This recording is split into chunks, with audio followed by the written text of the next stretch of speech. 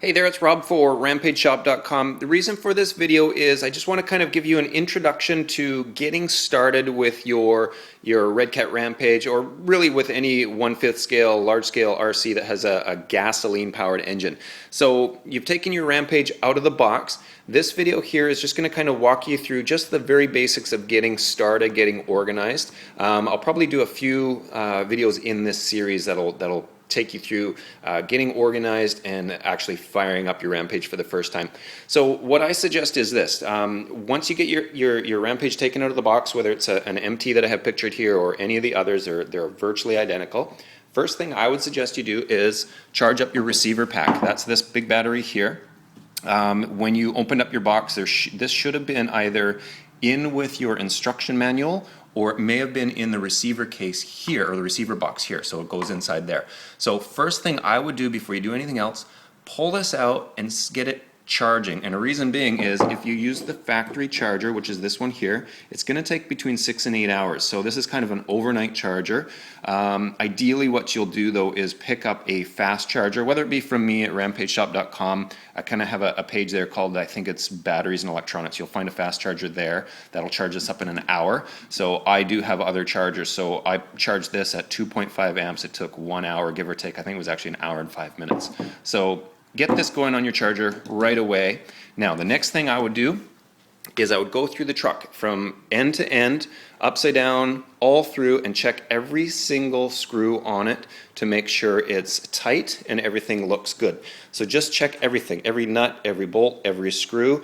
A lot of guys will say, oh, you know what, you got to totally dismantle it and thread lock it. The factory is using thread lock compound, so it's entirely up to you. I don't really have the patience for stripping my brand new truck down all the way down to the chassis and going through it. You might, I don't. So what I would suggest is just go through, check everything.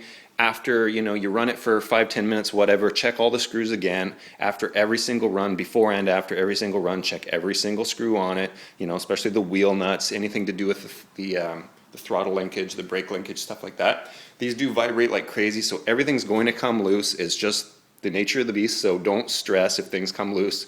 But what you want to do is just check things over on a regular basis, make sure it's tight. I don't have it on display here, but what you also want to do is oil your air filter. This particular one came in dry. Sometimes they do have some oil. There's a couple of different filters out there. If yours looks like this, you want to oil the outer filter. There's a ton of videos on YouTube how to oil an air filter. Usually it's on like a 1.8 buggy or something. It's the same principle. Go down to the local hobby shop, pick up some air filter oil, buy it online, or you can just use like K&N filter oil from the auto parts store, and oil your filter. Very, very, very important. I can't stress enough how important that is. I don't have any oil on display right here, but you must oil your filter, okay guys? Next up, you want to get some AA batteries for your transmitter. They go in the bottom of your transmitter. Now, there's a couple of different transmitters available with the Rampages. Some take 4 AAs, some take 8. I do have these Tenergy batteries. These are rechargeable batteries. These are available from RampageShop.com. I actually really like them, and that's not just a sales pitch.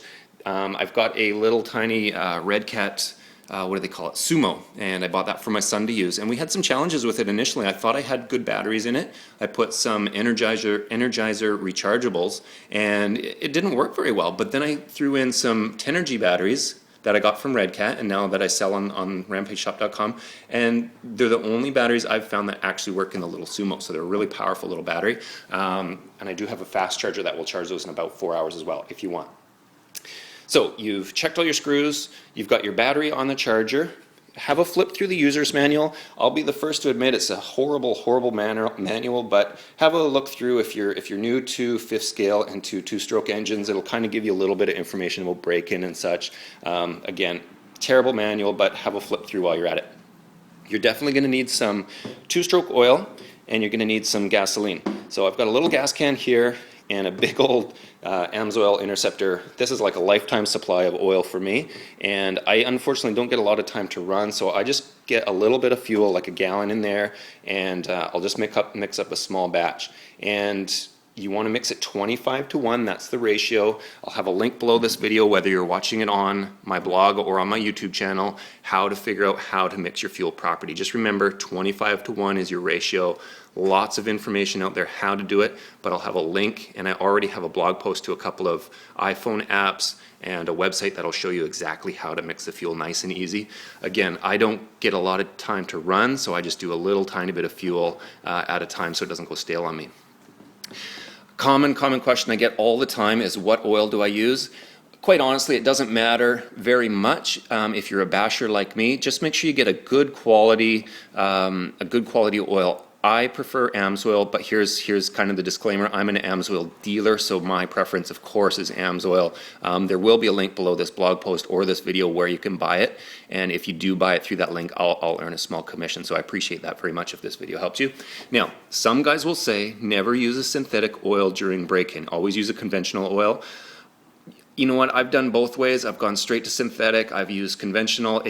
In my opinion, and guys will argue with me, it doesn't matter. If you use a high quality synthetic oil right from the beginning, I don't think you can go wrong. Now, AMSOIL's oil does say you can go 50-1, but you know what, even though I have faith in AMSOIL's marketing and their whatever their development, I'm gonna still mix mine 25-1 just to be sure. A little extra oil doesn't go any, or won't do any harm.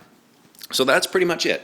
So take it out of the box, get your battery on the charger, 1 hour if you're using a fast charger, give or take, 6 to 8 hours if you're using the included charger. This is going to go back in here, the lid goes back on, the antenna pokes through that hole, and you put a little straw on. That's in your manual. Check every screw throughout the whole truck, every nut, bolt, screw, fastener, everything. Before your first run, during your run, after your run. That's going to save you a ton of headache. Good quality batteries inside your transmitter, whether they're the rechargeables from me or whatever, some Duracell, some Energizer. Just make sure you've got a good strong charge in here. Mix up your fuel 25-1. Again, I like the AMSOIL Interceptor, but use whatever oil you like. A good quality oil. Don't get the El Cheapo stuff from whatever, from Home Depot or Lowe's or something. Get something good quality. Mix up your batch of fuel. That's pretty much it. Stay tuned for the next part in this video series. I think what I'm going to do now is actually mix up the fuel and take it outside and fire it up, and I'll show you how to fire it up for the first time. Okay, talk to you soon. Bye.